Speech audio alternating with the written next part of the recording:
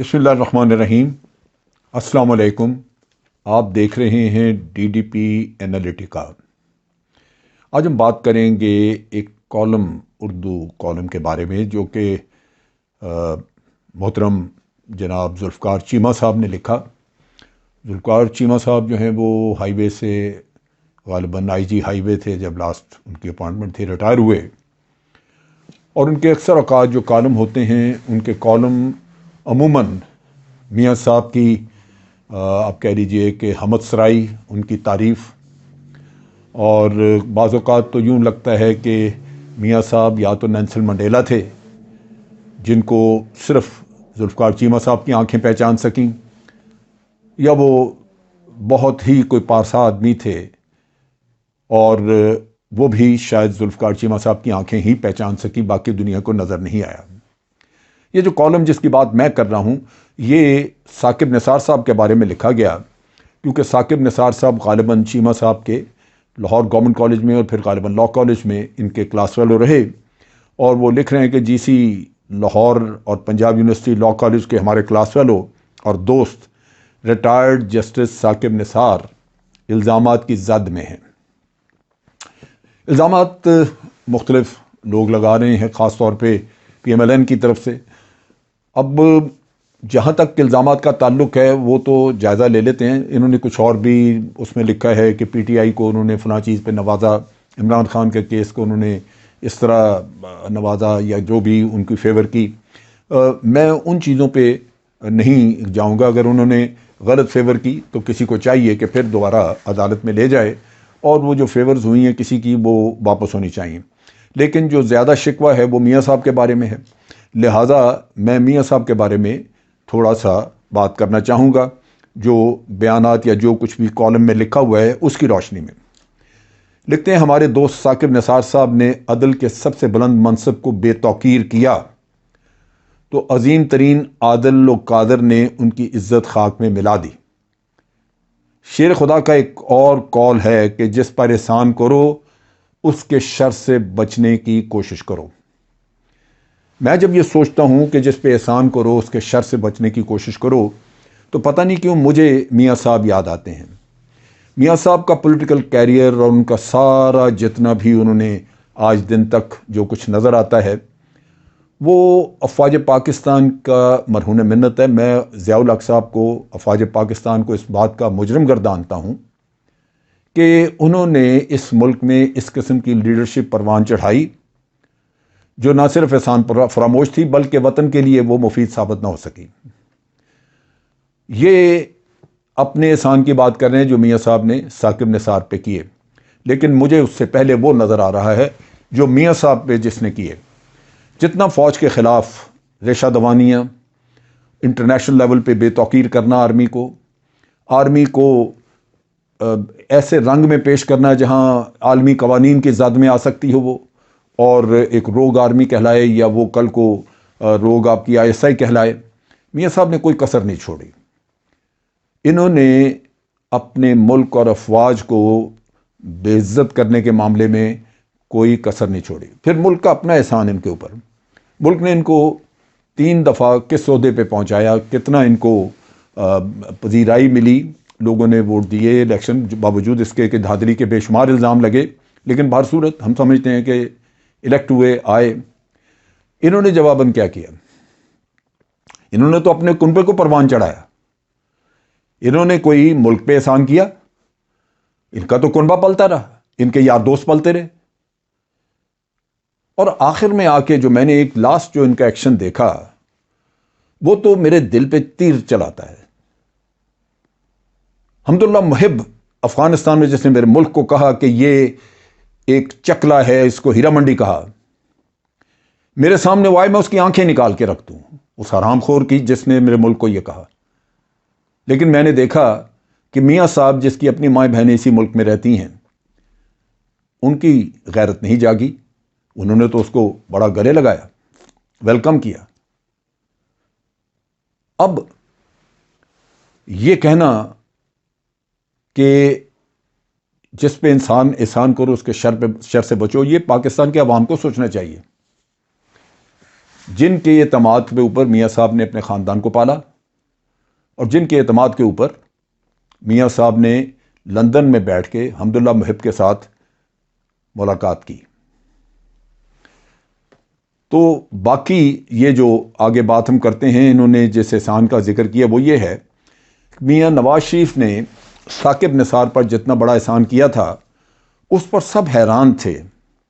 یہ ذوالفقار چیمہ صاحب لکھ رہے ہیں، وہ بہت جونیئر وکیل تھے، اس وقت زیادہ سے زیادہ اسسٹنٹ ایڈوکیٹ جنرل بنانے کے لیے سوچا جا سکتا تھا، لیکن کوئی شخص یہ تصور بھی نہیں کر سکتا تھا کہ ہائی کورٹ کے ایک سینئر قابل اور اعلیٰ کردار کے مالک جسٹس ملک اختر حسن کو ہٹا کے ان کی جگہ پہ ثاقب نثار کو فیڈرل لاء سیکرٹری مقرر کر دیا جائے گا۔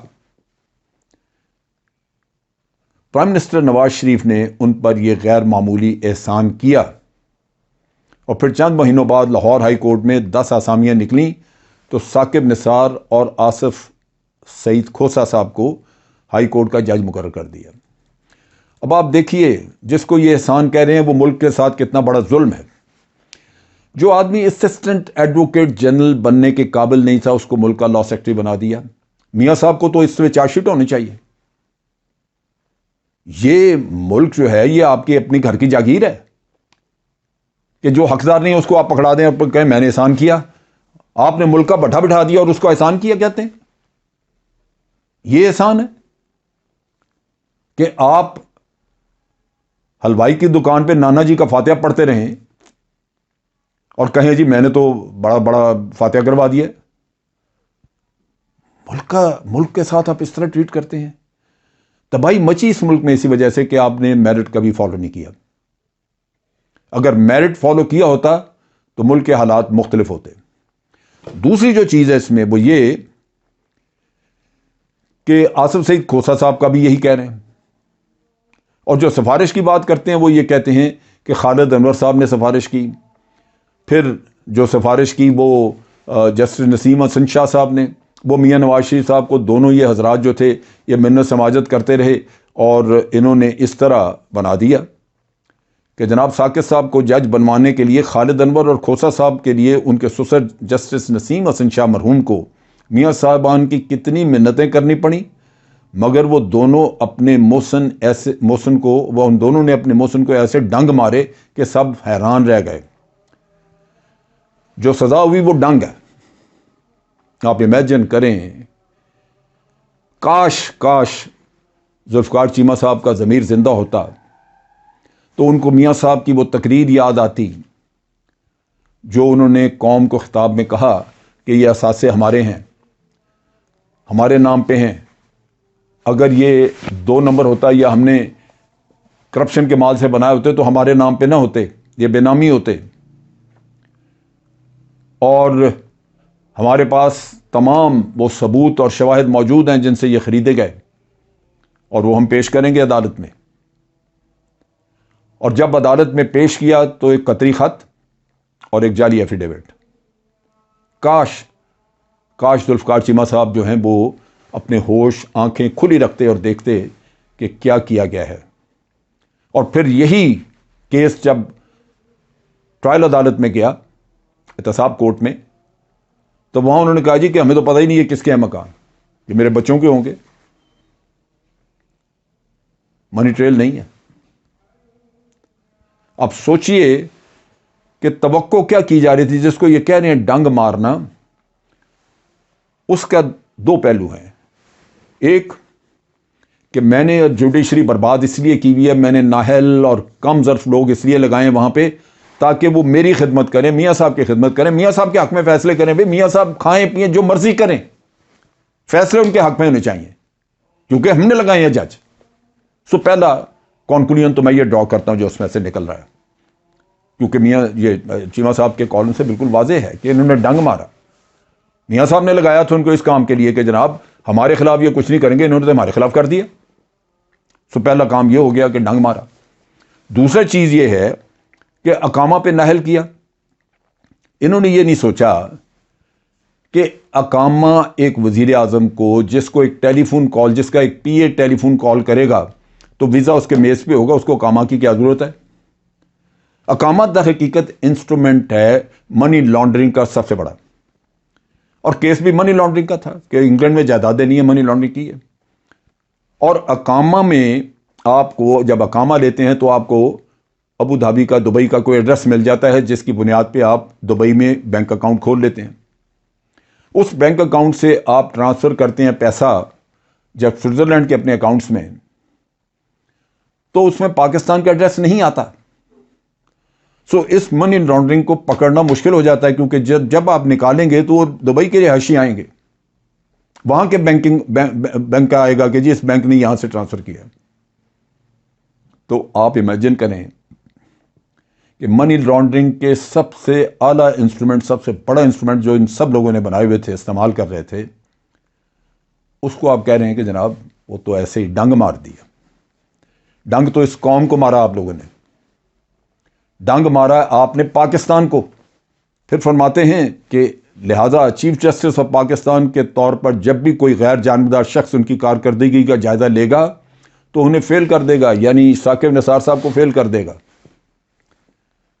یہ فیل اور پاس کا جو کھیل ہے وہ صرف اس بنیاد پہ ہے کہ میاں صاحبان جو جی چاہ کریں، ملک کو چاٹ لیں، لیکن اگر ان کے خلاف فیصلہ ہے تو جج فیل ہے، کیونکہ آپ نے لگایا تھا،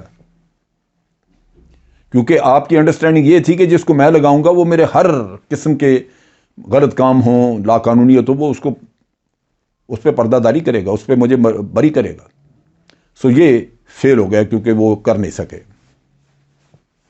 کہتے ہیں وہ نہ صرف میزان، یعنی ثاقب نثار صاحب نہ صرف میزان عدل کا توازن برقرار نہ رکھ سکے، بلکہ منصب قضا کے کسی معیار پر بھی پورا نہ اتر سکے۔ یہ معیار جو انہوں نے اپنے لیے سیٹ کیا ہے اس پہ وہ پورا نہیں اترے۔ میں سمجھتا ہوں کہ جس نے باوجود ایک دوستی یا جو بھی تعلق تھا میاں صاحب کے ساتھ، اس کو سامنے رکھتے ہوئے اس نے ملک کے بارے میں سوچا یا اس نے حق کی بات کی، انصاف کی بات کی، حقیقتاً تو وہ میزان عدل پہ پورا اترا ہے۔ آپ کا میزان عدل پہ پورا اترنا یا نہ اترنے کا معیار آپ کا غلط ہے۔ آپ ایک غلط توجہ لے کے بیٹھے ہوئے، آپ ایک غلط اس کی وضاحت دے کے بیٹھے ہوئے کہ میزان عدل پہ وہ پورا اترے گا جو آپ کا خدمت گزار ہوگا، جو ہر انصاف کے فیصلے کو بالائے طاق رکھتے ہوئے اور ہر قانون کو بالائے طاق رکھتے ہوئے آپ کی خدمت میں پیش ہو کے، جیسے جج ارشد ملک پیش ہوتا رہا۔ آپ سوچئے ذرا، جج ارشد ملک، کبھی جج ملزم کے گھر جاتا ہے، ملزم کے بیٹوں کے پاس پہنچتا ہے معافی مانگنے کے لیے، ٹکٹیں یہ دیتے ہیں، لے جاتے ہیں، ٹھہراتے ہیں۔ کبھی جج یہ کرتا ہے کہ وہ ملزم کو جا کے صفائی پیش کرے؟ اور جو نظر آتے ہیں جب یہ کہتے ہیں جی فلاں کا دباؤ تھا، وہ تھا، دباؤ تو نظر آتا ہے ناصر بٹ اور ناصر جنجوعے کا، جو اس کے سر پہ سوار ہیں تھرو آؤٹ، جو اس کو گھسیٹ کے لے کے جاتے ہیں ہر جگہ۔ اور پھر یہ مختلف ایفیڈیوٹس کی بات کرتے ہیں، کبھی جج ارشد ملک کے ایفیڈیوٹ کی بھی بات کریں جس میں اس نے حلفیہ بیان دے کے ایک حقیقت بیان کی ہوئی ہے، اس کی بات نہیں کریں گے۔ سو چنانچہ جو اقامہ وغیرہ کا قصہ، اس کو یہ انتہائی بودا مزہ کا خیز الزام کہہ رہے ہیں۔ آپ سوچ لیجئے، ملک کی دولت بے شک لٹ کے کہیں چلی جائے، یہ حضرت اپنے ذاتی مفادات کے لیے کہ میاں صاحب نے کوئی ان کے لیے بھی کہا ہوگا کہ اگر میں بری ہو کے واپس آتا ہوں تو آپ کو بھی میں سینٹ میں لے جاؤں گا، یا کہیں اور کوئی وعدہ تو کیا ہوگا، کیونکہ ان کا تو طریقہ کار یہی ہے کہ وہ انہوں نے احسان کرنا ہے حکومت پاکستان کے کھاتے میں، اس ملک کے کھاتے میں، اور بے شک وہ بندہ حقدار نہ ہو، وہ چپڑاسی بننے کا حقدار نہ ہو، لیکن میاں صاحب نے احسان کرنا ہے کیونکہ ان کو توقع ہوگی کہ کل یہ بھی میری مدد کرے گا۔ چیمہ صاحب بھی شاید اسی کیٹیگری میں آتے ہوں۔ کہتے ہیں سپریم کورٹ تو کیا ایک سول جج کو بھی اور ایک پولیس آفیسر کو بھی 100% غیر جانبدار رہنا چاہیے۔ اگر وہ جانبدار ہوتے تو پھر تو میاں صاحب کی خدمت کرتے۔ یہ ججز جو ہیں جنہوں نے فیصلہ دیا، اگر جانبدار ہوتے تو وہ سمجھتے کہ جنہوں نے ہمیں ناحق بنایا تھا یہاں پہ، وہ ہمارے محسن ہیں، ہم ان کے حق میں فیصلہ کریں گے۔ لیکن وہ تو دوسری طرح غیر جانبدار نکلے کہ انہوں نے اس چیز کو بھی بالائے طاق رکھا کہ ان کو کس نے جج بنایا تھا۔ انہوں نے کہا انصاف کے کرسی پہ بیٹھ کے ہم نے ایک انڈیپینڈنٹ فیصلہ کرنا ہے۔ جج ارشد کی ویڈیو فلم کے بارے میں بھی لکھتے ہیں کہ انہوں نے کہا کہ یہ شرمناک ہے، یا آصف کھوسہ صاحب نے کہا کہ یہ شرمناک ہے، لیکن انہوں نے پھر اس ویڈیو کو دیکھ کے تو فیصلہ ریورس نہیں کیا۔ آپ سوچئے، یعنی ہر ذی شعور، ہر عقل مند آدمی کو نظر آتا ہے کہ ویڈیو میں دو ہی بندے ہیں جو اس کو گھسیٹی پھر رہے ہیں، وہ ایک ناصر بٹ اور ناصر جنجو ہے۔ پیسے دے کے اس جج کو انہوں نے خرید لیا اور پھر اس بیچارے کی مت مار دی کہ تجھے پیسے دیے تھے تو انہیں دونوں میں کیوں نہیں چھوڑا۔ یہ بڑی گندی غلیظ کہانی ہے، لیکن دکھ اس بات کا ہے کہ وطن کے ساتھ وفاداری کی بجائے اچھے بھلے پڑھے لکھے سوجھ بوجھ والے آدمی وہ اپنے دنیاوی آقاؤں کو خوش کرنا اپنا فرض سمجھتے ہیں۔ یہ المیہ ہے اس دنیا کا، اس ملک کا، اس پاکستان کا۔ اگر پاکستان کے لوگ صرف پاکستان کا سوچیں تو کبھی بھی ایسا نہیں ہوگا کہ وہ کسی غلط شخص کو ووٹ دے کے حکومت میں لے آئیں یا کسی غلط شخص کی غلط باتوں میں آ جائیں اور اپنا نقصان کر بیٹھیں۔ آج کے لیے اتنا ہی۔ افواج پاکستان زندہ باد، پاکستان پائندہ باد۔